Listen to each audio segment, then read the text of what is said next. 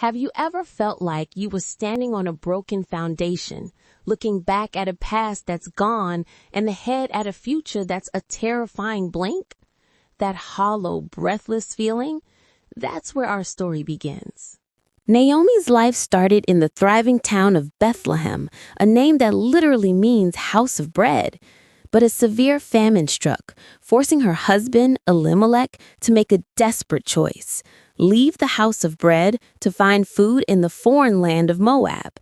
In Moab, they found food, but they lost everything else.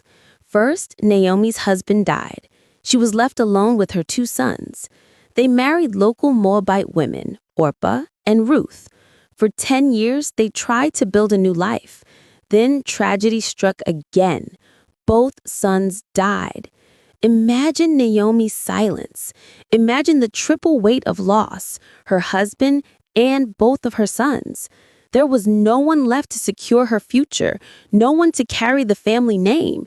She was a widow, childless, and a foreigner.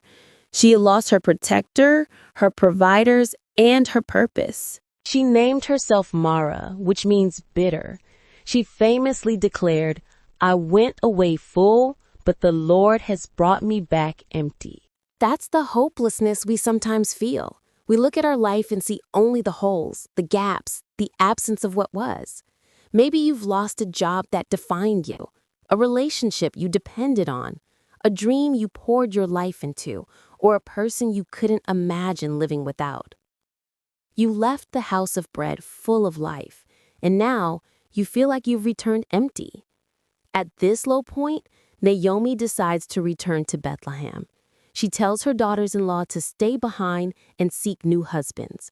Orpah, with tears, kisses her mother-in-law goodbye and returns to her people. She makes the logical choice. But Ruth makes the illogical, beautiful, and devastating choice.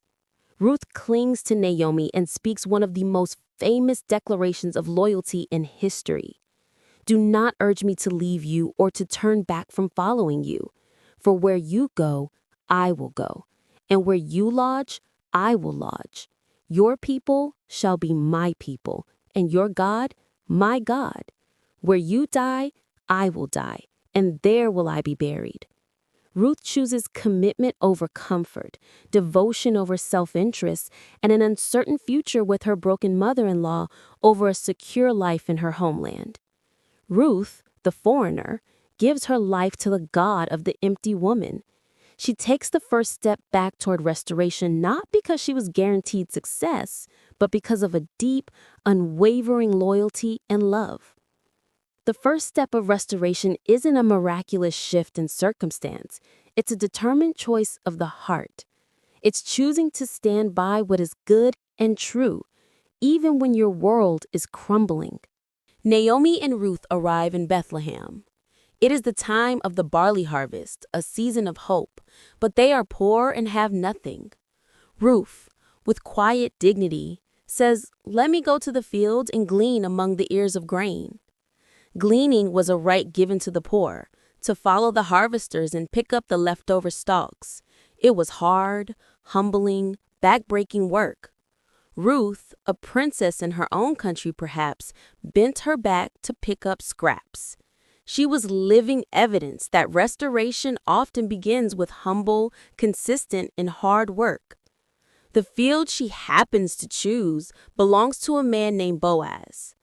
Boaz is a wealthy, honorable, and critically kind relative of Naomi's late husband. When he sees Ruth, he doesn't see a Moabite foreigner. He sees a virtuous woman. He has already heard the story of her devotion to Naomi. Boaz doesn't just allow her to glean. He tells his workers to leave extra grain for her. He offers her water and food. He praises her not just for her hard work, but for taking refuge under the wings of the God of Israel. Boaz's kindness is the first tangible sign that God has not abandoned them. It is the thread of grace woven into the harsh cloth of their despair. The rest of the story is about this thread of grace becoming a tapestry. Through the ancient legal practice of the kinsman redeemer, Boaz steps in to honor and protect his family. He buys back Naomi's lost land, and he takes Ruth as his wife. The empty hands that return to Bethlehem are now full. The story climaxes with the birth of Ruth and Boaz's son, Obed. The women of the town, who first greeted Naomi with pity, now declare to her, "Blessed be the Lord, who has not left you this day without a redeemer. He shall be to you a restorer of life and a nourisher of your old age. For your daughter-in-law who loves you, who is more to you than 7 sons, has borne him." Naomi, Mara the bitter, holds her grandson. She is no longer empty. The loss is redeemed by love, and the bitterness is washed away by new life. Restoration is complete. Naomi, who felt cursed, is now blessed.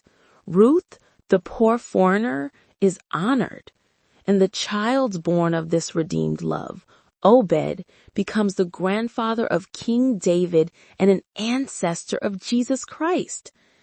The quiet story of a broken family becomes a cornerstone of history. So, what is the message for us today?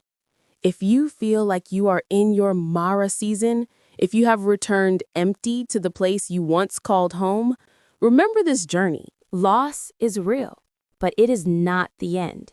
Naomi's despair was valid, but it was not her final chapter. The feeling of emptiness is a starting point, not a destination. Restoration begins with the choice of faithfulness. Ruth chose loyalty and devotion over comfort. What is the small, faithful, humble step you can take today? Restoration is often a collaboration. Ruth worked hard, but Boaz was kind. God used the goodness of one person to restore the life of another. Be alert for the Boaz in your life, the people who show you unearned kindness, and return that kindness by being a Boaz for someone else. The deepest redemption can lead to the greatest significance. The baby born in the shadow of tragedy changed the world. Your greatest loss can be the soil for your greatest legacy.